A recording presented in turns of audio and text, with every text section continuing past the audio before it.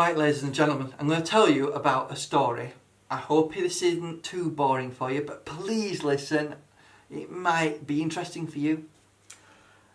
I was offered a job working for a fantastic motor car company. One of the biggest companies in the world. They have a parts division. They're based, the headquarters is in Detroit, and the name sounds like bored. You probably can guess who it is. I'm not going to mention the name because I could get into trouble. However, they have a parts division in the UK, and I was so excited about this opportunity because I got a first interview, second interview, and I passed with flying colours. What I did is I spent 2 weeks relearning Photoshop and manipulating images, and showed them examples in the second interview, told them about my YouTube stuff, and they were so excited and interested in me, and I thought that was great. So I thought, right, I'll turn down a job offer that I was offered, hopefully hoping that in the second interview I would get this job, and I did. So I started for this motorcar company, and I was really looking forward to it because I thought, the sky's the limit with this company. It's huge, isn't it? I could go to America and work in one of their divisions over there. So, but the problem is, I had a horrible manager, called Alistair, and I will simulate what he did to me in the first 2 hours of me starting the job. Right, Paul, you've just started the job. I want to make sure you get up to speed quickly, or you'll be out the door. You need to learn everything as quick as possible. We've got to get up to speed as quickly as possible, get these listings on eBay done as soon as possible, but I need you to make sure you do everything correctly, okay? So, more or less being threatened with a sack within the first 2 hours of me starting. Not great, eh? So, he would do this over the next couple of days, have massive speeches telling me that I need to improve quickly and learn everything. But you've got to remember, car parts is thousands of parts, and I'm a novice. I don't know anything about car parts, so I really struggled to even learn everything in the amount of time he wanted to. And while I was trying to help customers with their queries on the phone and via email and eBay messages, I was also expected to spend 6 to 7 hours a day data inputting all the various car part numbers, the costings, the amounts, the data, sales, that sort of thing. And there was like, I don't know, hundreds and hundreds and hundreds of orders that I had to manually input. And I didn't apply for a data inputting job, so I was fuming. I was going ballistic, more or less. And I kept saying, I'm not very quick at this, I'm not the greatest. And I'll be honest, I'll be open, I'm a bit dyslexic, so I'm not the fastest at doing data input. And yeah, I made some mistakes, So they got a new guy in, and I thought, great, it's going to be shared between both of us. Well, more fool me, eh? This new guy, who was partially disabled, he had a problem with one of his arms. I'm not going to say anything about this guy, because obviously, he knew a lot about the car parts market. Apparently he used to be a mechanic himself. So he knew more than me, fair enough. But the actual inputting of the data of these orders wasn't shared. I was still expected to do it all.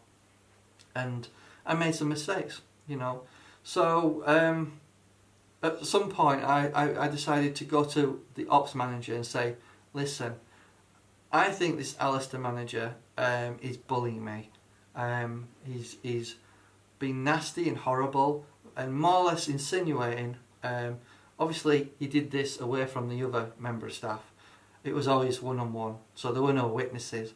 He more or less insinuated that it was my fault, and that I was so slow, making mistakes. And when he was confronted by the ops manager, he denied saying all these things to me. Completely, frankly denied it. So a few weeks later I ended up having a disciplinary for these mistakes that I kept making, and ultimately I was dismissed because of these mistakes. I did appeal, But what annoyed me is when I had a meeting with the ops manager to discuss my performance, this Alistair manager came into the meeting, and I actually challenged him in that meeting and said, listen, Alistair, you said these things, I know you said them, why did you lie? And the HR woman that was monitoring the meeting tried to shut me down and asked me to say, oh, it's not about that, you don't need to discuss that, that's been dealt with. Well, as far as I'm concerned, it wasn't dealt with. It was one of the major issues of working for that parts company. And frankly speaking, I applied for an e-commerce administrator. Now, I can list products on eBay. There's some other sites you can use to sort of change the design of your page in eBay to make it look attractive. I spent a lot of time researching how to do that and use various methods that you can on the internet to do that. But I don't know, what do you guys think? Do you think I was treated right there? Because I did appeal. One thing I did mention in the appeal that I think many of you people out there who have ever bought from their parts division will be shocked to realise this, is when we send products out, we get it directly from the car manufacturer, because it's a subdivision that I was working for.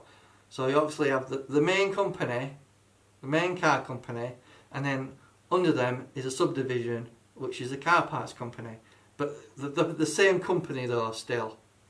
Anyway, I was shocked to realise that my manager was getting products that was from the car manufacturer that had been returned damaged from customers. He was taking the original packaging of other similar parts and putting the damaged products into those new boxes, as it were, and sending it back to the parent company, the car manufacturer that we belong to, and saying it arrived from you to us like that. To me, even if it is the same company, that was fraud. When I challenged this in the appeal, they said that should never happen. We've never heard of that. We will investigate it.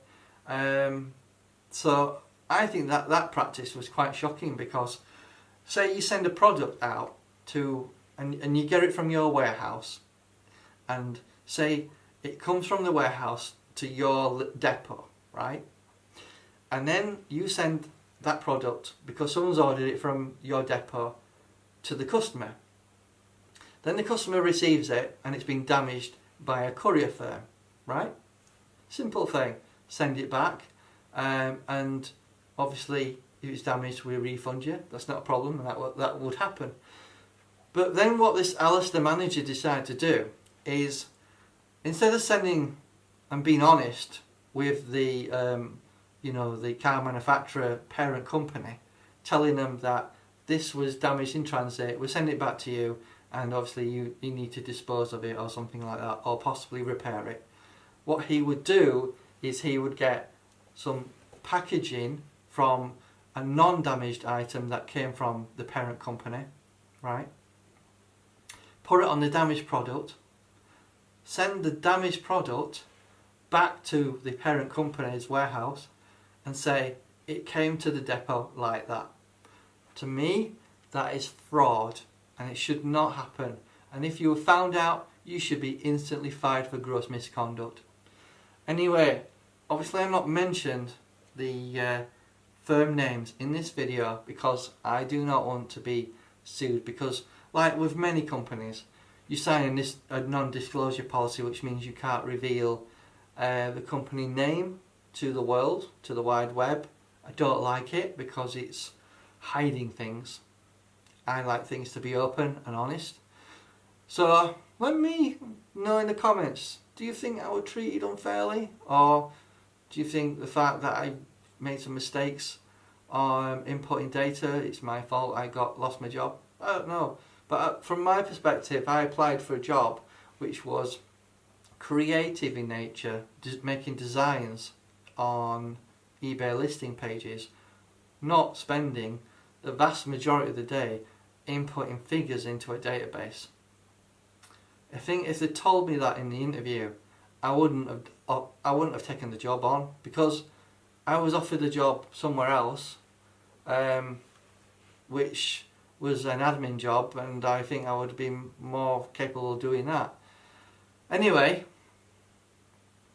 let me know what you think in the comments. Do you think I should have been dismissed or sacked? Anyway, I thought I'd just do this video to put it out there and just say that some companies can appear to be fantastic on the outside, but when you get on the inside, can be horrible. Thanks for watching, and take care of yourself.